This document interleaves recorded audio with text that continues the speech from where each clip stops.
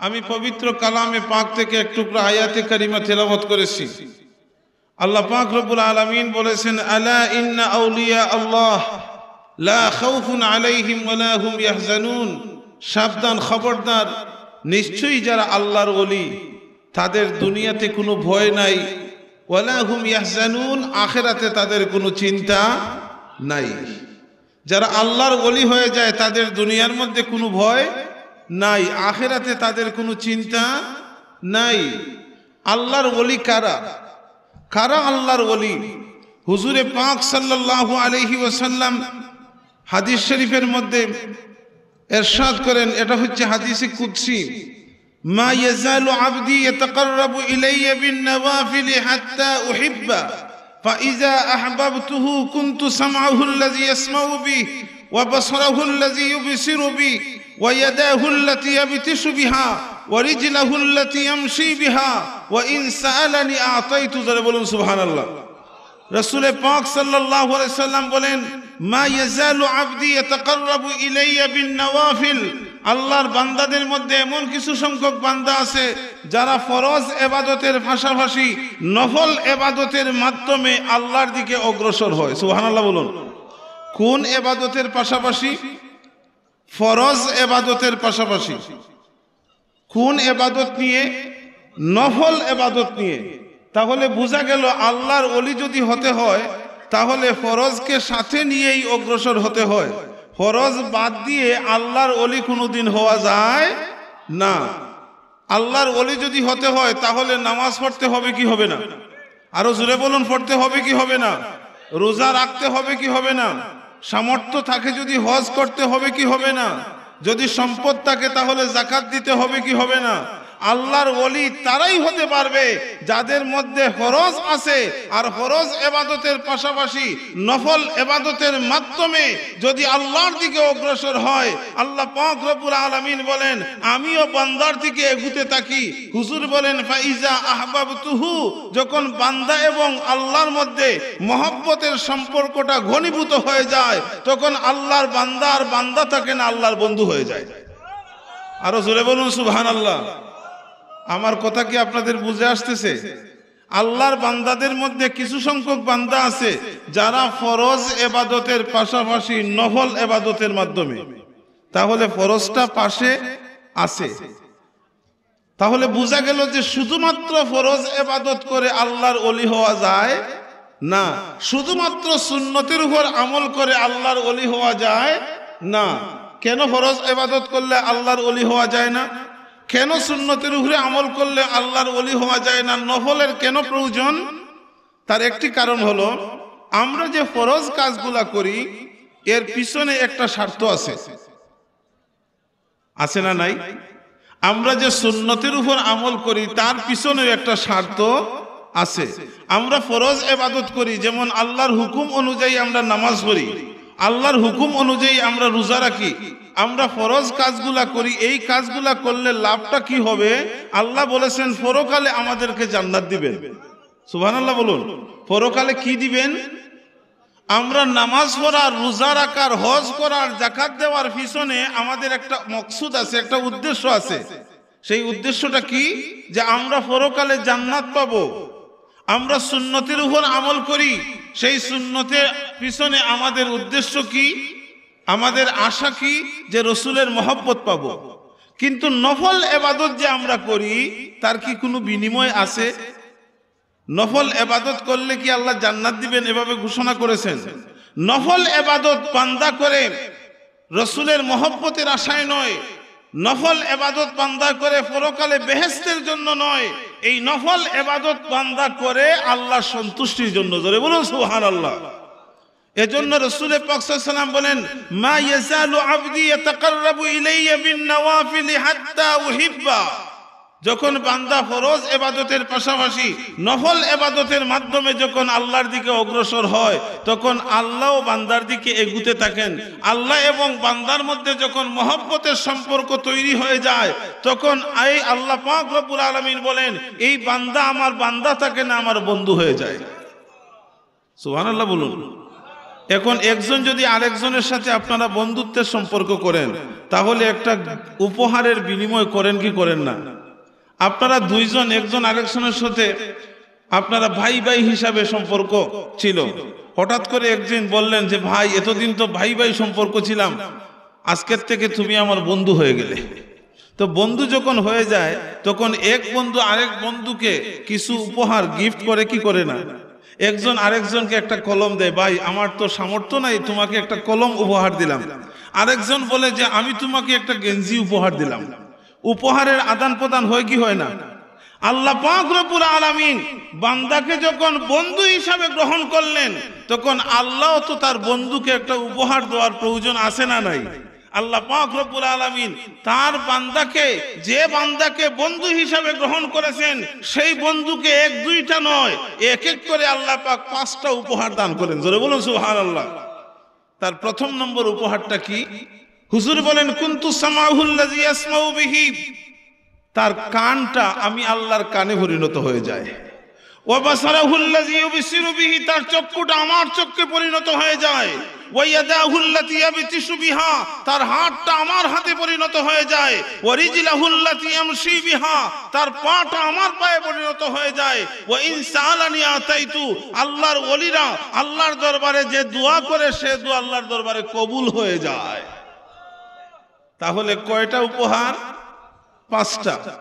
প্রথম নম্বর হচ্ছে আল্লাহ বলতেছেন, আমার যে বান্দাটা বন্ধু হলো, এই বন্ধুর কানটা আমি আল্লাহর কান। সে যে কান দিয়ে শুনে, চামড়ার কানে শুনে না, আমি আল্লাহর কুদরতি কান দিয়ে শুনে।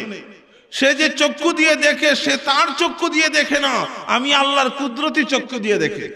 এজন্য হাদিস শরীফের মধ্যে রাসূল পাক সাল্লাল্লাহু আলাইহি ওয়াসাল্লাম বলেছেন, ইত্তাকু ফিরাসাতাল মুমিনে ফাইন্নাহু ইয়ানজুরু বিনুরিল্লাহ, আল্লাহর ওলি যারা হয়ে যায়, তাদের তীক্ষ্ণ দৃষ্টি থেকে তোমরা হেফাজত রাখো।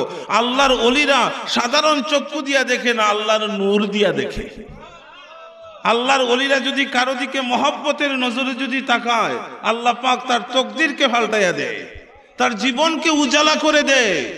আল্লাহর ওলিরা যদি কারো দিকে রাগ করে, গুসা করে যদি তাকায়, তার জীবনকে আল্লাহ বরবাদ করে দেয়। মুহতারাম হাজরিনে কেরাম, আল্লামা সাহেব কিবলা ফুলতলি রহমতুল্লাহ আলাইহি, আল্লামা বদরপুরি সাহেব রহমতুল্লাহ আলাইহির সুযোগ্য খলিফা এবং জামাতা ছিলেন। আলহামদুলিল্লাহ বলুন। আল্লামা বদরপুরি রহমতুল্লাহ আলাইহি সুযোগ্য খলিফা ছিলেন আল্লামা সাহেব কিবলা ফুলতলি রহমতুল্লাহ আলাইহি। সাহেব কিবলাকে আপনারা অনেকেই দেখেছেন, আমি বাস্তব জীবনে অনেকবার দেখার সৌভাগ্য আমার হয়েছে। সাহেব কিবলা ফুলতলি রহমতুল্লাহ আলাইহি যেখানে যেতেন, মানুষেরা লাইন ধরে সারিবদ্ধভাবে দাঁড়িয়ে থাকতো। কারো হাতের মধ্যে পানির বোতল, কারো হাতের মধ্যে তেলের বোতল, কারো হাতের মধ্যে তাগা, ইত্যাদি ইত্যাদি। সাহেব কিবলা ফুলতলি রহমতুল্লাহ আলাইহি ওই পানির মধ্যে, তাগার মধ্যে, তেলের মধ্যে ফু দিতেন। মানুষেরা যে পরিমাণ উপকৃত হতো, আমার মতো মৌলবী যদি সারা কোরআন শরীফ তেলাওয়াত করে ফু দেয়, এরকম কাজ হবে? জোরে বলুন, কাজ হবে? কাজ হবে না। সাহেব কিবলা ফুলতলি রহমতুল্লাহ আলাইহি এক মাহফিলের মধ্যে গেছেন। ওই মাহফিলের মধ্যে একজন পানির একটা বোতল হাতের মধ্যে নিয়ে আসছেন ফু দেওয়ার জন্য, ফু নেওয়ার জন্য দাঁড়িয়ে আছেন, সবাই সারিবদ্ধভাবে দাঁড়ানো। তো ওই লোকটা বলতেছে যে, সাহেব আমার এই পানির বোতলের মধ্যে একটু ফু দেন।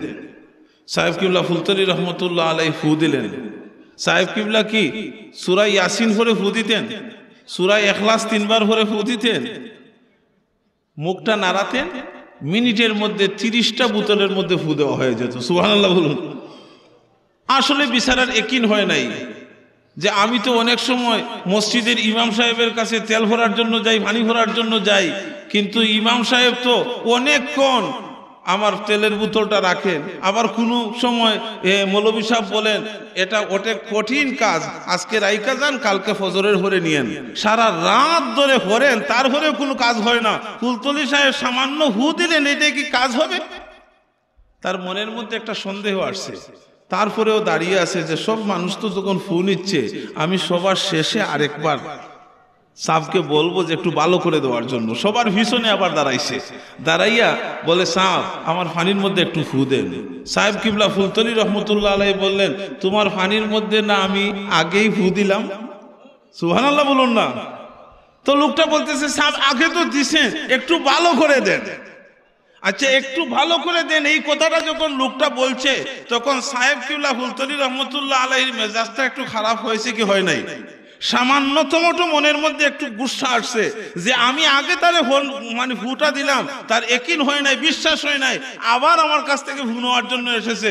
সাহেব কিবলা হুলতলি রহমতুল্লাহ আলাইহি বললেন যে ফু যখন ভালো করে দিব তাহলে তুমিও শক্ত করে দৌড়ো।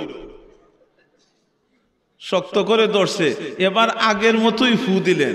আগের অবস্থাটা ছিল ভালো, পানিটাও বোতলের ভিতরে ছিল, কিন্তু এবার যখন হু দিছেন তখন টাস করে গ্লাসটা ভেঙে সমস্ত পানিগুলা মাটির মধ্যে পড়ে গেছে। সুবহানাল্লাহ বলুন। এজন্য রাসূল বলেছেন ইত্তাকু ফিরাসাতাল মুমিনে ফাইন্নাহু ইয়ানজুরু বিনুরিল্লাহ। আল্লাহর ওলিদের তীক্ষ্ণ দৃষ্টি থেকে তোমরা হেফাজত থাকো। আল্লাহর ওলিরা যদি কারো দিকে মহব্বতের নজরে তাকায় তাহলে জীবনকে আল্লাহ পাল্টায় দিবেন, উজালা করে দিবেন। আর যদি রাগ করে গুসা করে যদি আল্লাহর ওলিরা কারো দিকে তাকায় তার জীবনকে আল্লাহ বরবাদ করে দিবেন। সুবহানাল্লাহ বলুন। এজন্য হুজুর বলেছেন সময় একেবারে কম। কুনতু সামাউহুল্লাযী ইয়াসমাউ বিহি ওয়া বাসারাহুল্লাযী ইউবসিরু বিহি ওয়া ইয়াদাহুল্লাতী ইয়াবতিশু বিহা ওয়া রিজলাহুল্লাতী ইয়ামশি বিহা। আল্লাহর ওলি যারা হয়ে যায় তাদের কানটা আল্লাহর কানে পরিণত হয়ে যায়। আল্লাহর ওলি যারা হয়ে যায় তাদের চক্ষুটা আল্লাহর চক্ষে পরিণত হয়ে যায়। তাদের ওয়া ইয়াদাহুল্লাতী ইয়াবতিশু বিহা, তাদের হাতটা আল্লাহর হাতে পরিণত হয়ে যায়। আপনারা মনে করতে পারেন যে আল্লাহর ওলিদের হাত আবার কিভাবে আল্লাহর হাতের মতো হয়ে যায়? হাতটা থাকে মানুষের, কিন্তু এই হাতের মধ্যে যার শক্তি এটা মানুষের শক্তি থাকে না, এই শক্তিটা এসে যায় সরাসরি আল্লাহর পক্ষ থেকে। জোরে বলুন সুবহানাল্লাহ। যেমন একটি উদাহরণ দিলে আপনারা বুঝতে পারবেন। দিব উদাহরণ, সময় কিন্তু আমার মাত্র 5 মিনিট বাকি আছে।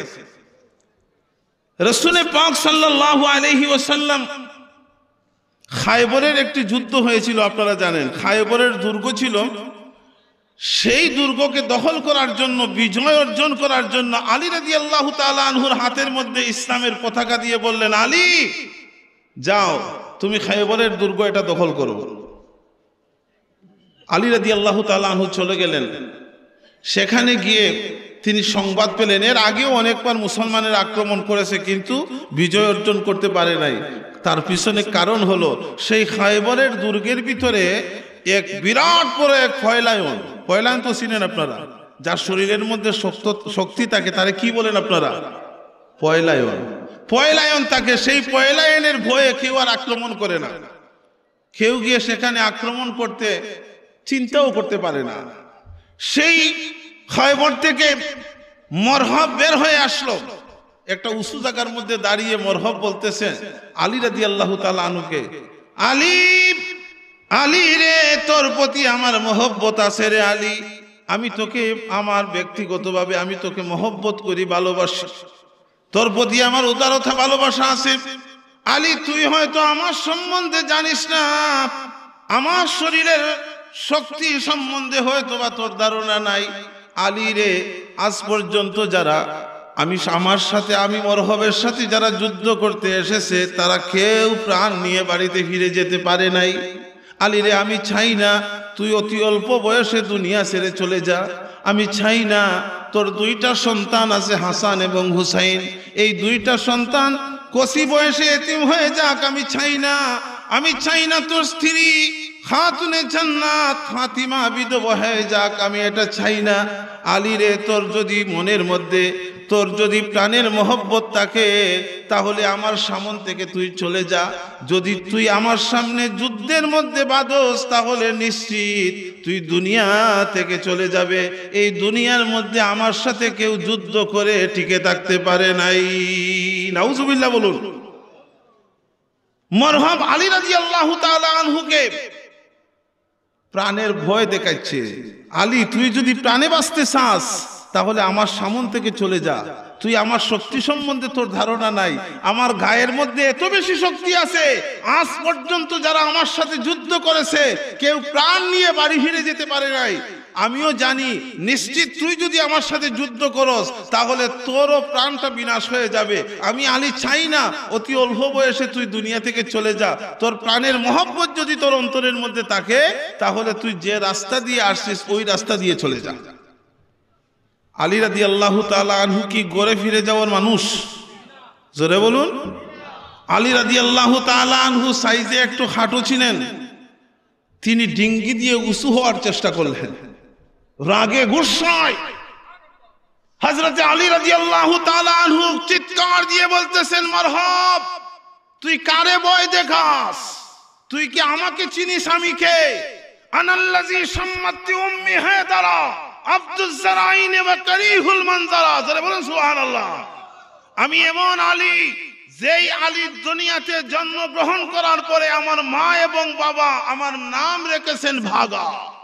আমার রসুল আমাকে উপাধি দিয়েছেন আসাদুল্লাহ। জোরে বলুন না সুবহানাল্লাহ। মারহাব, তুই হয়তো বা আমার গায়ের শক্তি সম্বন্ধে তোর ধারণা নাই। আমার গায়ের মধ্যে যে আমার আল্লাহ কত শক্তি দিয়েছে, তুই হয়তো আমার শক্তি সম্বন্ধে তোর কোনো ধারণা নাই। তোর মতো দুই একটা মরহবকে দুনিয়া থেকে বিদায় করে দিতে হলে আমি আলীর একটা হাতই যথেষ্ট। একটা বাহুকে যদি ব্যবহার করি, তোর মতো মরহব দুনিয়ার মধ্যে টিকে থাকতে পারবে? আলী রাদিয়াল্লাহু তাআলা আনহু মরহবকে যুদ্ধের জন্য তিনি আহ্বান করলেন। মরহব, তুই আমাকে ভয় দেখাইস না, আমার শরীরের মধ্যে আল্লাহর দেওয়া শক্তি কম নয়, একটা হাতই তোর জন্য যথেষ্ট। সুবহানাল্লাহ বলুন না। যুদ্ধ শুরু হয়ে গেল। যুদ্ধের এক পর্যায়ে আলী রাদিয়াল্লাহু তাআলা আনহুর হাতের মধ্যে যে তরবারি ছিল, সেই তরবারিটা ভেঙে গিয়েছে। কিছু সময় পরে আলী রাদিয়াল্লাহু তাআলা আনহুর হাতের মধ্যে যে ডাল ছিল, ডালটাও ভেঙে গেছে। এখন কি দিয়া যুদ্ধ করবেন? তরবারিও নাই, ঢালও নাই। অন্যদিকে মরহব তরবারি হাতে করে উঁচু করে আসতেছে, আলী রাদিয়াল্লাহু তাআলা আনহুকে শহীদ করবে। আলী রাদিয়াল্লাহু তাআলা আনহু ডান দিক, বাম দিক, পিছন দিক, সামন দিক তাকায় কোনো অস্ত্র নাই। হঠাৎ করে পিছনের দিকে তাকাইয়া দেখেন যে কামুস একটি দুর্গ ছিল, সেই দুর্গের লোহার একটা কপাট মাটির মধ্যে পড়ে আছে। সুবহানাল্লাহ বলুন। আলী রাদিয়াল্লাহু তাআলা আনহু সেই লোহার কপাটটাকে বাম হাত দিয়ে টান দিয়ে তুলে বাম হাতের উপর ভর করে, ডান হাতের উপর ভর করে মরহব যে আক্রমণ করেছে সেই আঘাতটাকে তিনি ফিরালেন।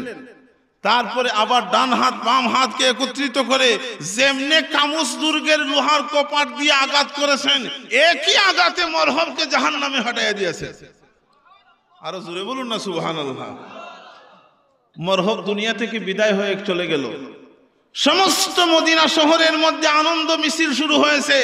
আলী রাদিয়াল্লাহু তাআলা আনহুর হাতে মরহব নিহত হয়েছে। হযরত আলী রাদিয়াল্লাহু তাআলা আনহুর নেতৃত্বে খায়বার মুসলমানদের দখলে এসেছে। আলহামদুলিল্লাহ বলুন। আনন্দ মিছিল চলতেছে। স্বয়ং রাসূল পাক সাল্লাল্লাহু আলাইহি ওয়াসাল্লাম খায়বার সফর করতে গেলেন। পরের দিন সকালবেলা গিয়ে বলেন, আলী রাদিয়াল্লাহু তাআলা আনহুকে ডেকে বলেন, আলী, আমি শুনতে পেলাম তোমার হাতের তরবারিটা ভেঙে গিয়েছিল, তোমার যে ডাল ছিল ঢালটাও ভেঙে গিয়েছিল, কেমনে তুমি এত বড় মরহব পয়লায়নকে তুমি কাবু করলে? আলী রাদিয়াল্লাহু তাআলা আনহু বলেন, ইয়া রাসূলুল্লাহ, এই তো যে লোহার কপাট বাম হাত দিয়ে এইভাবে তুলেছি, ডান হাতের উপর বর করে ফিরাইছি, তারপরে এমনি এমনি আঘাত করছি, একই আঘাতে মরহব দুনিয়া থেকে বিদায় নিয়ে চলে গেছে। রাসূল পাক সাল্লাল্লাহু আলাইহি ওয়াসাল্লাম বলেন, আলী, তুমি যেমনে যেমনে বলতেছো আমার তো বুঝে আসে না, একটু করে দেখাও না। কিভাবে তুমি তুলেছিলে, কিভাবে মেরেছিলে, একটু আমাকে করে দেখাও। আগের দিন যে কাজ করেছেন এই কাজ কি আজকে করতে পারবেন না? আলী রাদিয়াল্লাহু তাআলা আনহু যেভাবে বাম হাত দিয়ে সেই লোহার কপাটকে তুলেছিলেন, ওইভাবে বাম হাত দিয়ে টানেন, কিন্তু নড়ে। মনে মনে চিন্তা করেন যে গতকালকে শরীরের মধ্যে জুস ছিল, সেই জুসের কারণে হয়তো এক হাতে তুলতে পারছি, আজকে তো সেই রকম জুস না, এক হাত দিয়ে তোলা সম্ভব হবে না, দুই হাত লাগাই। তো দুই হাত লাগাইয়া সমস্ত শরীরের যা শক্তি ছিল সব ঢেলে দিয়েছে। শরীরের সমস্ত পশমগুলা দাঁড়িয়ে গেছে, পশমের গুড়ার থেকে ঘাম বের হওয়া শুরু হয়েছে, কিন্তু লোহার কপাট তো নড়ে না। কেমনে নড়বে? এই লোহার কপাটের ওজন কত ছিল জানেন? এই লোহার কপাটের ওজন ছিল 40 মণ। আরো জোরে বলুন না সুবহানাল্লাহ। কত মণ ছিল? 40 মণ ওজনের কপাট কি এক হাত দুই হাত দিয়ে লাগানো সম্ভব? আলী রাদিয়াল্লাহু তাআলা আনহু টানেন, রাসূল পাক সাল্লাল্লাহু আলাইহি ওয়াসাল্লাম দূর থেকে মুস্কি মুস্কি হাসেন আর বলেন, আলী কিয়ামত পর্যন্ত যদি টানোরে আলী, তাহলে লোহার কপাট তুলতে পারবে না। আলী বলেন, ইয়া রাসূলুল্লাহ, গতকাল তুললাম।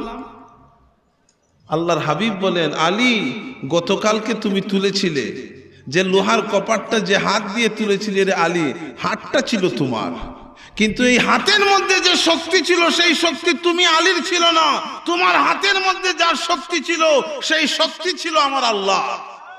আর জোরে বলুন না সুবহানাল্লাহ।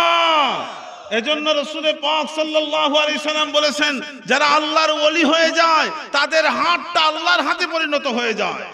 ওয়া ইন সাআলানি আতাইতু, আল্লাহর ওলিরা যদি আল্লাহর দরবারে কোনো দোয়া করে, আল্লাহ পাক রব্বুল আলামিন সে দোয়া ফিরাইয়া দেয় না। আজকে আমরা আল্লাহর ওলির রুহানি ফয়েজ নেওয়ার উদ্দেশ্যে এখানে এসেছি। যদিও আল্লাহর ওলি দুনিয়ার মধ্যে নাই, কিন্তু কবরের মধ্যেও আমাদের জন্য দোয়া করার ক্ষমতা আছে না নাই?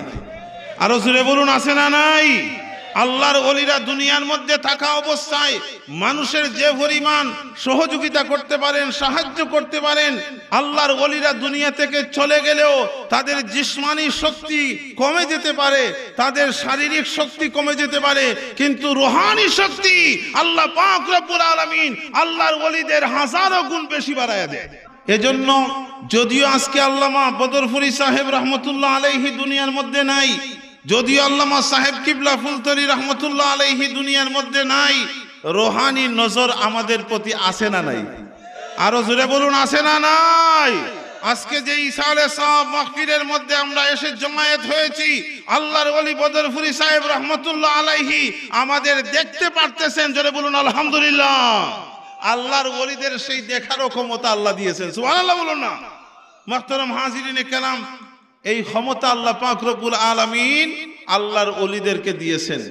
ইমাম শাফি রহমতুল্লাহ আলাইহি তিনি বলেন যে আমি যখন কোনো মুসিবতের মধ্যে পড়তাম, যখন কোনো সমস্যার মধ্যে পড়তাম, যখন কোনো দিন মনে করতাম যে কোনো দোয়া আল্লাহর দরবারে কবুল করাবার প্রয়োজন, তখন আমি শাফি ফিলিস্তিন থেকে ইরাকের কুফায় ইমাম আবু হানিফার জিয়ারতে চলে আসতাম। আরো জোরে বলুন না সুবহানাল্লাহ। ইমাম শাফি রহমতুল্লাহ আলাইহি এক মযহবের ইমাম, এক মযহবের কি ইমাম, যার কোটি কোটি অনুসারীরা দুনিয়ার মধ্যে আছে। ইমাম আবু হানিফা রহমতুল্লাহ আলাইহিও এক মযহবের ইমাম। ইমাম শাফি কোনদিন ইমাম আবু হানিফাকে দেখেন নাই। ইমাম আবু হানিফা রহমতুল্লাহ আলাইহি যেদিন ইন্তেকাল করেছেন, সেই দিন ইমাম শাফি রহমতুল্লাহ আলাইহি দুনিয়ায় আগমন করেছেন। ইমাম শাফি কোনদিন ইমাম আবু হানিফাকে দেখেন নাই। ইমাম আবু হানিফার গুণের কথা শুনেছেন, জ্ঞানের কথা শুনেছেন। ইমাম শাফি বলেন, আমি যখনই মুসিবতের মধ্যে পড়তাম, বিপদের মধ্যে যখন পড়তাম, ফিলিস্তিন থেকে ইরাকের কুফায় ইমাম আবু হানিফার কবর জিয়ারতে আসতাম। আল্লাহর ওলির সামনে এসে আল্লাহর দরবারে আল্লাহর ওলির ওসিলা ধরে আল্লাহর দরবারে যে দোয়া করতাম, আল্লাহ সেই দোয়াই কবুল করতেন। আরো জোরে বলুন না সুবহানাল্লাহ। এজন্য আল্লাহর ওলিরা দুনিয়ার মধ্যে নাই, রুহানি জগৎ থেকে আমাদের জন্য দোয়া করার ক্ষমতা আছে না নাই? আরো জোরে বলুন, আছে না নাই? আমরা এসেছি এই গভীর রাত্রে, আমরা অবস্থান করেছি, আমরা দুয়ার পর দুয়ার মধ্যে শরীক হতেছি। আল্লাহ পাক রব্বুল আলামিন আল্লামা বদরপুরি রহমতুল্লাহ আলাইহি এই তরিকতের যত বুজুর্গানে কেরামরা দুনিয়া থেকে বিদায় নিয়ে চলে গেছেন, প্রত্যেকের রহি ফয়েজ দিয়ে আমাদের ফয়েজিয়াব করে দেখ, সবাই বলি আমিন। আমাদের অন্ধকার জীবনকে আল্লাহ পাক যেন আলোকিত করে দেয়, যারা বলুন আমিন। এবং আমাদের এই জীবন চলার পথে আল্লাহর ওলিদের আদর্শকে অনুসরণ করে, আল্লাহর ওলিদের আদর্শ মানে হচ্ছে নবী মুহাম্মদ রাসূলুল্লাহ সাল্লাল্লাহু আলাইহি ওয়াসাল্লামের আদর্শ। কারণ আল্লাহর ওলিরা যে আদর্শের শিক্ষা দিয়েছেন, সেই আদর্শটাই হচ্ছে নবীদের আদর্শ, ঠিক না বেঠিক? এজন্য একটি কথা না বললেই না হয়, আমার সময় একেবারে কমে গেছে। এই পৃথিবীর মধ্যে ইসলাম দুই দ্বারা এসেছে। এক দ্বারা হচ্ছে এজিদের ইসলাম, আরেক দ্বারা হচ্ছে ইমাম হুসাইনের ইসলাম, ঠিক না বেঠিক? ইসলাম কারবালার ময়দানে দুই ভাগে ভাগ হয়েছে। এক ভাগ হচ্ছে এজিদের ইসলাম, আরেক ভাগ হচ্ছে ইমাম হুসাইনের ইসলাম। আমরা ইমাম হুসাইনের ইসলাম চাই না এজিদের ইসলাম চাই? আরো জোরে বলুন, আমরা কোন ইসলাম চাই? আমরা ইমাম হুসাইনের ইসলাম চাই, কিন্তু এই সমাজের মধ্যে হুসাইনি মুসলমানদের ঈমানকে নষ্ট করার জন্য অনেক এজিদি মুসলমানেরাও হেন ষড়যন্ত্র করতেছে, ঠিক না বেঠিক? এই ষড়যন্ত্রের মোকাবিলায় অবশ্যই আমাদেরকে মোকাবিলা করতে হবে, এবং কারা এজিদি মুসলমান এবং কারা হুসাইনি মুসলমান এর তফাৎকে বুঝার একটি মাত্র পথ, আল্লাহর ওলিরা যে পথের মধ্যে আছেন সেই পথটাই হচ্ছে ইমাম হুসাইনের পথ। সুবহানাল্লাহ বলুন, আরো জোরে বলুন সুবহানাল্লাহ। কারণ আল্লাহর ওলিরা যুগে যুগে এই পৃথিবীর মধ্যে এসেছেন, এজিদের বংশে কি কোনোদিন আল্লাহর ওলি আল্লাহ দিয়েছেন? কোন আল্লাহর ওলির পূর্বপুরুষের মধ্যে কি এজিদের নাম আছে? এজিদের বংশে আল্লাহর ওলিরা আসেন নাই। এই পৃথিবীর মধ্যে ইমাম হুসাইন রাদিয়াল্লাহু তাআলা আনহুর বংশের মধ্যেই আল্লাহর ওলিরা এসেছেন। বড় পীর আব্দুল কাদের জিলানী আল হাসানী ওয়াল হুসাইনী রাহমাতুল্লাহি আলাইহি, হযরতে খাজা মঈনুদ্দিন চিশতি আল হুসাইনী, হযরতে শাহজালাল মুজাররদি ইয়ামানী আল হুসাইনী, এই পৃথিবীর মধ্যে যত আল্লাহর ওলিরা এসেছেন হাসান এবং হুসাইনের বংশের মধ্যে এসেছেন। এজিদের বংশে কোনো ওলি আল্লাহ আসেন নাই। তাহলে নিঃসন্দেহে আমরা যদি সঠিক পথের প্রতীক হতে চাই, আল্লাহর ওলিদের পথ ধরতে হবে কি হবে না? আল্লাহর ওলিদের পথ ধরে যদি আমরা আগাই, ইমাম হুসাইনের ঘাট পর্যন্ত আমরা পৌঁছে যাব, ইমাম হুসাইনের তরির যাত্রী হয়ে যাব। ইমাম হুসাইনের তরির যদি যাত্রী হয়ে যাই, কান্ডারি ওই তরি নাই ওরে নাই বয়, পাখামাজি মাল্লা দাড়ি মুখে সারি গান, লা শারিক আল্লাহ লা শারিক আল্লাহ। ইমাম হুসাইনের তরির যাত্রী হয়ে গেলে এই তরিটা রাসূলে পাক সাল্লাল্লাহু আলাইহি সাল্লামের ঘাটের মধ্যে গিয়ে ভিড়বে। আর আল্লাহর হাবিব পর্যন্ত যদি আমরা পৌঁছে যাই, আল্লাহ পেতে কোনো অসুবিধা নাই। আল্লাহ পাক রব্বুল আলামিন আমাদেরকে আল্লাহর ওলিদের নির্দেশনা অনুযায়ী, বাতানো পথ অনুযায়ী রাসূলে পাক সাল্লাল্লাহু আলাইহি সাল্লাম পর্যন্ত পৌঁছে আল্লাহ পাওয়ার তৌফিক যেন আমাদেরকে দান করে দেন। সবাই বলি আমিন। ওয়া আখিরু দাওয়ানা আনিল হামদুলিল্লাহি রাব্বিল আলামিন। আসসালামু আলাইকুম ওয়া রাহমাতুল্লাহি ওয়া বারাকাতুহু।